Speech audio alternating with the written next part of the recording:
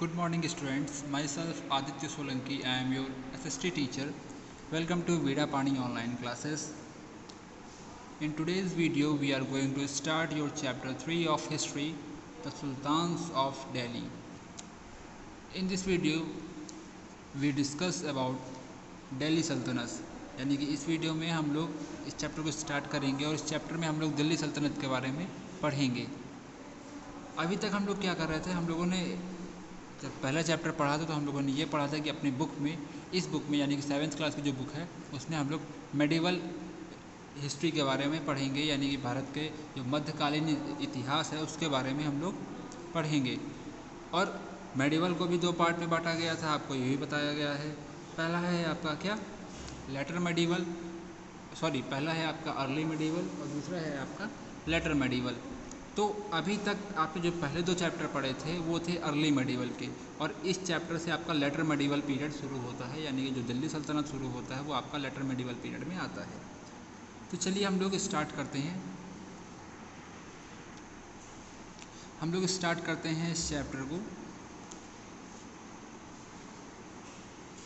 During the early medieval period, the regional kingdoms such as Palas, the Rashtrakutas and the Cholas were competing for supremacy over the another, but there was no mention of any king in the north with Delhi as its capital. देखिए early medieval में कई regional kingdoms के बारे में हम लोगों ने पढ़ा था, पालास के बारे में पढ़ा था, राष्ट्रकूटास के बारे में पढ़ा था, चोलास के बारे में पढ़ा था, जो आपस में ही लड़ा भिड़ा करते थे अपनी सुप्रीमेसी के लिए कि एक दूसरे से अधिक बलवान साबित करने के लिए अपने आप को। But there was no mention of any king, लेकिन उस टाइम पे कैसे कोई किसी भी राजा का या ऐसे किसी भी साम्राज्य का कोई भी अस्तित्व नहीं है जो कि नदर्न इंडिया में हो और जिसकी कैपिटल क्या हो, दिल्ली हो। The transformation of Delhi into a capital that control vast area of the continents. अब दिल्ली का रीज़न समझिए, दिल्ली एक ऐसी जगह है, अगर आप वहाँ पे अपनी कैपिटल बनाते हैं अपने किंगडम की, अपने जो अपना साम्राज्य है उसकी, तो आप बहुत ही बड़े एरिया को कंट्रोल कर सकते हैं वहाँ से। That control a vast area of the sub continent started with the foundation of Delhi Saltanat in the beginning of the 13th century, यानी कि 13th सेंचुरी के स्टार्ट में दिल्ली सल्तनत का फाउंडेशन हुआ वहाँ पे। ठीक है, अब हम लोग बात करते हैं सेकेंड पैराग्राफ के बारे में। The period from 1206 CE to 1526 CE is known as the period of Delhi Sultanate in India। जो समय है आपका 1206 CE यानी कॉमन एरा से लेके 1526 कॉमन एरा तक, उसके बीच का जितना भी समय है उसको दिल्ली सल्तनत का समय या कार्यकाल माना जाता है। It was called so since the ruler who ruled during this time called themselves सुल्तान, और ये इस वजह से भी कहा जाता है क्योंकि इस टाइम पे जितने भी रूलर्स रूल करते थे वो अपने आप को सुल्तान कहते थे। अनदर वर्ड फॉर किंग, यानी कि एक और ऐसा वर्ड जो कि राजा के लिए इस्तेमाल किया जाता है। 5 dynasty ruled during this period, इस समय के दौरान 5 डायनेस्टीज 5 राजवंश यहाँ पे शासन किए, और वो 5 राजवंश कौन कौन से हैं इसको समझते हैं ज़रा। पहला था आपका स्लेव डायनेस्टी, जिसका कार्यकाल जिसका जो टाइम पीरियड था वो क्या था, 1206 से लेकर 1290 CE तक। फिर सेकंड है आपका खिलजी, ये खिलजी डायनेस्टी है। खिलजी डायनेस्टी ने 30 ईयर अपना किंगडम वहाँ पे बनाया, और इनका जो टाइम पीरियड है वो है 1290 से लेके 320 तक। फिर आए तुगलक 1320 से लेके 1414 तक। फिर सैयद आए 1440, यहाँ पे 4 लिखा हुआ है, इसमें एक 4 को आप कट कर दीजिए, 1414 से लेके 1451 तक। फिर आए लोधीज 1451 से लेके 1526 तक। तो ये आपके टोटल 5 किंगडम्स हैं जो कि दिल्ली सल्तनत में थे।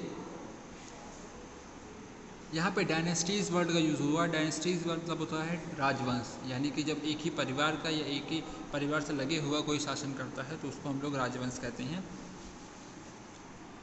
अब हम लोग बात करते हैं सोर्सेज ऑफ दिस पीरियड, यानी कि इस पीरियड के स्रोत क्या क्या हैं। The variety of literary sources are available for this period, यानी कि इस पीरियड में कई सारे लिटरेरी सोर्सेज अवेलेबल हैं, specially the accounts of traveller and the numerous court chronicles यानी कि मुख्यतः कौन से थे? अकाउंट्स ऑफ ट्रेवलर्स, यानी कि जो विदेशी यात्री आते थे और वो जो इनके बारे में लिखते थे वो मुख्य स्रोत है। और जितने भी राज दरबार में कवि होते थे वो भी अपने सुल्तान के बारे में लिखते थे।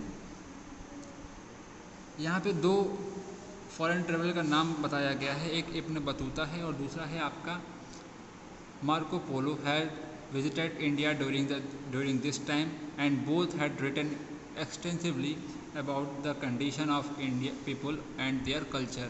दोनों ही दिल्ली सल्तनत के टाइम पे भारत आए और उन्होंने काफ़ी कुछ लिखा यहाँ के लोगों के बारे में और उनकी कंडीशन के बारे में और उनके कल्चर के बारे में।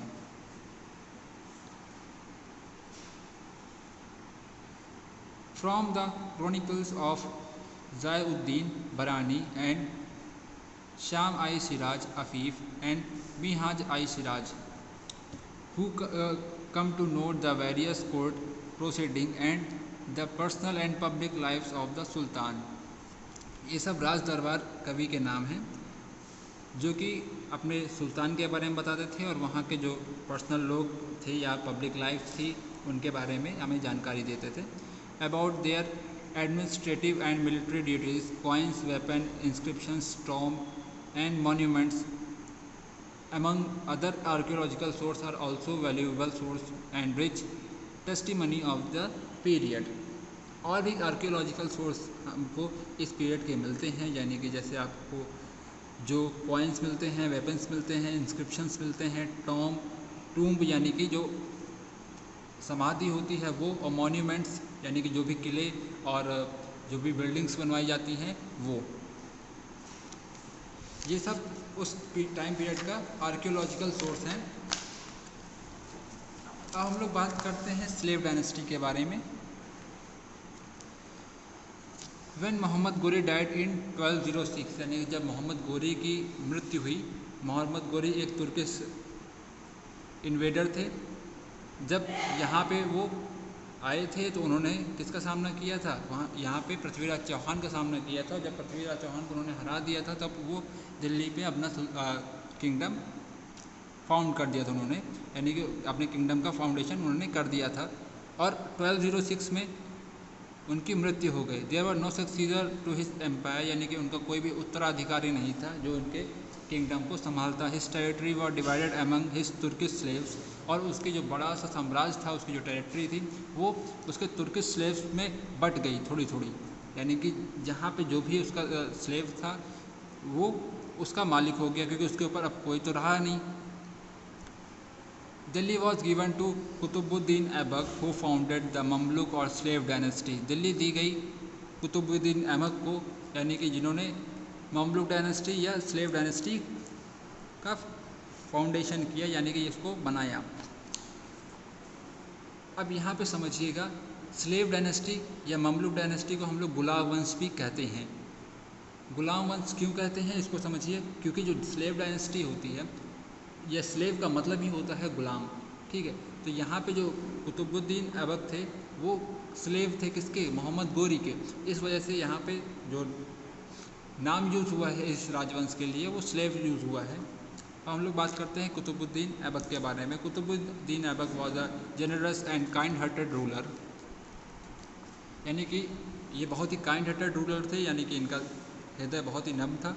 Who was also known as Lakh Bakhsh, यानी कि जिनको लक्ष बख्श नाम से भी जाना जाता था। He gave a lot of money to various charities and to the needy, यानी कि जितने भी चैरिटीज़ होते हैं उसमें भी काफ़ी धन दिया करते थे और जिनको ज़रूरत होती थी उनको भी काफ़ी सहायता प्रोवाइड कराते थे, यानी कि सहायता देते थे।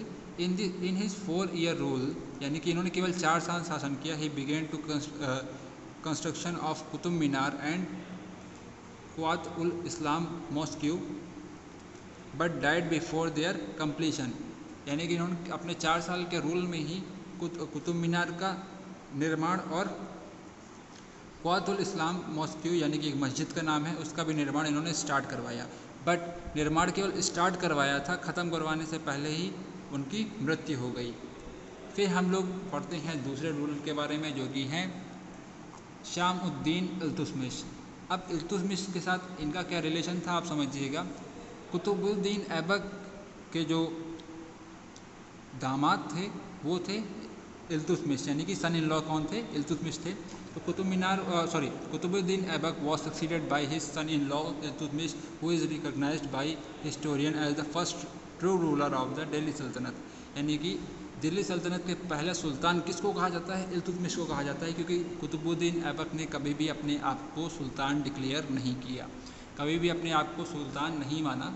तो इस वजह से जो क्वेश्चन उठता है, यानी कि आपने पहला सुल्तान किसको पढ़ा, कुतुबुद्दीन ऐबक को, बट असली में कौन था, शामुद्दीन इल्तुतमिश।